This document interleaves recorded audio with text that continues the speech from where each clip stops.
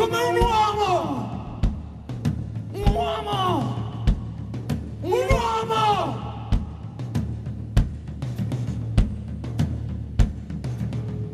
Come un uomo appena nato che ha di fronte solamente la natura e cammina dentro un bosco con la gioia di inseguire un'avventura, sempre libero e vitale, fa l'amore come fosse un animale, compiaciuto come un uomo compiaciuto nella propria libertà. La libertà non è star sopra un albero, non è neanche il volo di uno scole. La libertà non è uno spazio libero, libertà è partecipazione.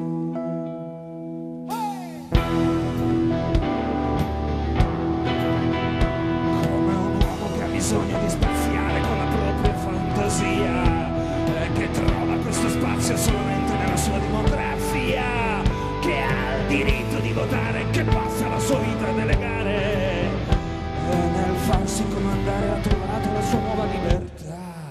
La libertà non è star sopra un albero e non è neanche avere un'opinione. La libertà non è uno spazio libero, libertà è partecipazione.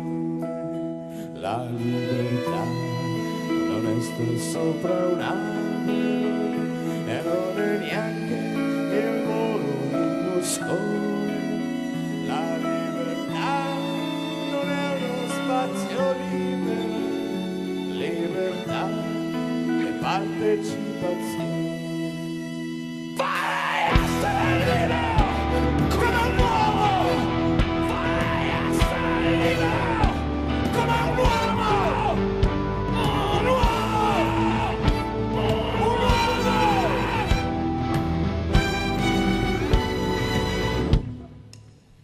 Come l'uomo più voluto che si innalza con la propria intelligenza e che sfida la natura con la forza incontrastata della scienza, con addosso l'entusiasmo di spaziare senza limiti nel cosmo, è convinto che la forza del pensiero sia la sola libertà.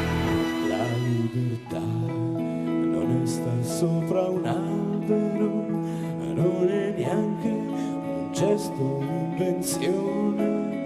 La libertà non è uno spazio libero, libertà è partecipazione. La libertà non è star sopra un albero e non è neanche il volo di un moscone. La libertà non è uno spazio libero, libertà è partecipazione. Io La libertà non è star vorrei sopra un albero, essere libero neanche il volo di un come un uomo, La libertà non è uno spazio libero